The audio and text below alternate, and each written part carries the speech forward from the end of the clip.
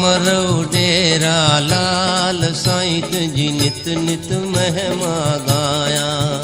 ओ अमरऊ डेरा लाल साईं। जय झूलेलाल। संत साईं लालदास जन अकादमी के अध्यक्ष राम गिडलानी ऐं उपाध्यक्ष नानक रेलवानी जो कयो सम्मान।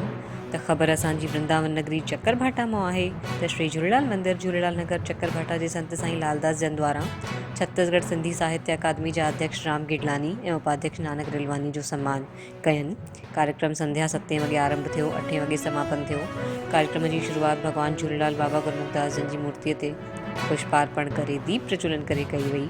साईं जन छत्तीसगढ़ सिंधी साहित्य अकादमी के गठन ते खुशी व्यक्त कई ऐं नए अध्यक्ष ऐं उपाध्यक्ष के वाधायूं ॾिननि त जेका नई जिम्मेदारी मिली आहे तव्हांखे पूरे प्रदेश के सिंधी समाज भी खुशी व्यक्त कई ऐं आशा व्यक्त कई त अकादमी जा अध्यक्ष रहण खां पोइ सामाजिक कार्जन में तेजी ईंदी ऐं नंढे वॾे शहरनि में कार्यक्रम आयोजित कया वेंदा जंहिंखां पंहिंजी ॿोली, पंहिंजी भाषा, पंहिंजी संस्कृति खे बढ़ावो मिली सघे। राम भाईअ चयो त असां अॼु ॾाढा सौभाग्यशाली आहियूं त असांखे हिन पावन नगर में, पावन मंदिर में अचण जो मौक़ो मिलियो ऐं साईं जन द्वारा असांखे आशीर्वाद मिलियो ऐं सम्मान मिलियो। इन लाइ साईं जन जा आभारी आहियूं।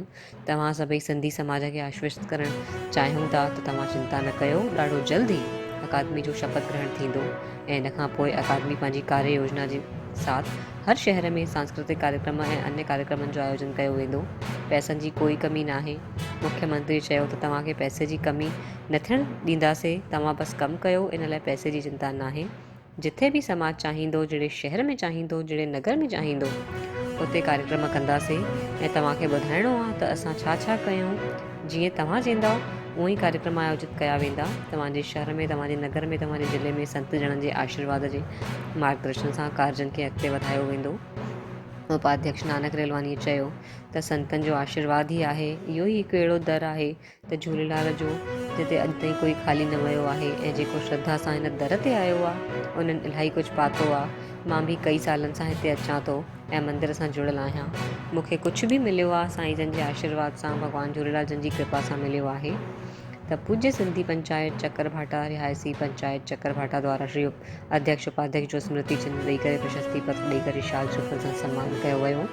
पुष्प गुच्छ ॾेई करे स्वागत कयो वियो। बाबा गुरमुखदास सेवा समिति द्वारा गुलनि जी माला पाराए स्वागत कयो वियो। भव्य आतिशबाजी कई वई। पत्रकार विजय दुसेजा भी गुलनि जी माला पाराए अध्यक्ष जो स्वागत कयो ऐं उन्हनि जे उज्जवल भविष्य लाइ कामना कयनि।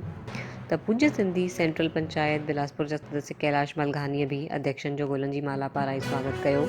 हिन अवसर ते उन्हनि चयो त जीअं कि साईं जन जो सपनो आहे हर हर झूलेलाल, घर घर झूलेलाल, त घर घर झूलेलाल कीअं पहुचे, इन लाइ ज़रूरी आहे त हर घर में कोई भी फंक्शन, सत्संग, कीर्तन हुजे।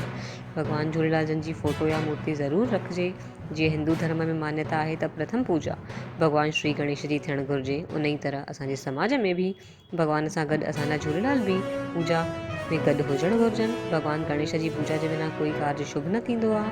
उन ई तरह सिंधी समाज जो भी भगवान झूलेलाल जी पूजा जे बिना कोई भी कार्य शुभ न थींदो। इन लाइ अॼु खां असां हिन ॻाल्हि ते अमल करणु शुरू कयूं, तॾहिं असांजे समाज जो भलो थींदो, उत्थान थींदो। असां सिंधी आहियूं, हिन ते असांखे गर्व आहे।